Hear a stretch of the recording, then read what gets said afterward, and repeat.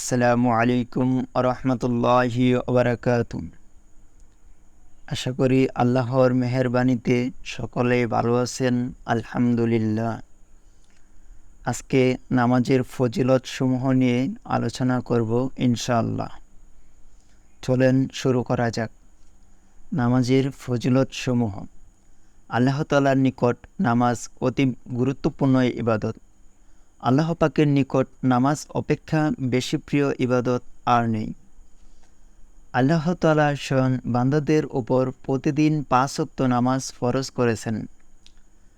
যারা দৈনিক 5 ওয়াক্ত নামাজ রীতিমতো আদায় করবে তারা বেহেশতে অতি বড় প্রতিফলন এবং অনেক বেশি সওয়াব পাবে, আল্লাহর নিকট প্রিয় হবে।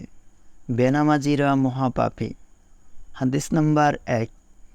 যে ব্যক্তি ভালোভাবে অজু করে ভয় ভক্তি ও মনোযোগের সাথে রীতিমতো নামাজ পড়বে, কিয়ামতের দিন আল্লাহ পাক তার ছোট ছোট পাপসমূহ মার্জনা করে দেবেন এবং বেহেশতে স্থান দেবেন। হাদিস নাম্বার 2। রাসূল সাল্লাল্লাহু আলাইহি সাল্লাম বলেছেন, নামাজ দিনের খুঁটিস্বরূপ।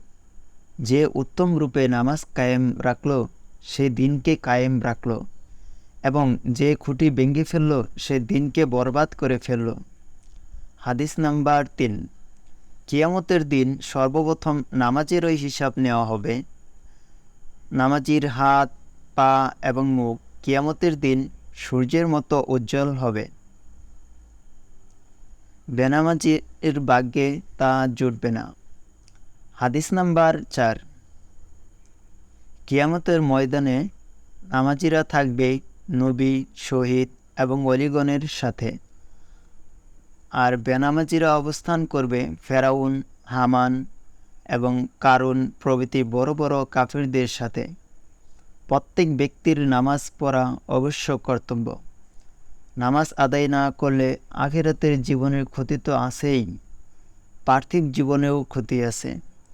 অধিকন্ত যারা নামাজ আদায় না করবে আখিরাতে তাদেরকে কাফিরদের সমতুল্য গণ্য করা হবে। আল্লাহ হেফাজত করুন। নামাজ আদায় না করা কত বড় অন্যায়! 5 ওয়াক্ত নামাজ পাগল ও নাবালেগ ব্যতীত সকলের উপর ফরজ।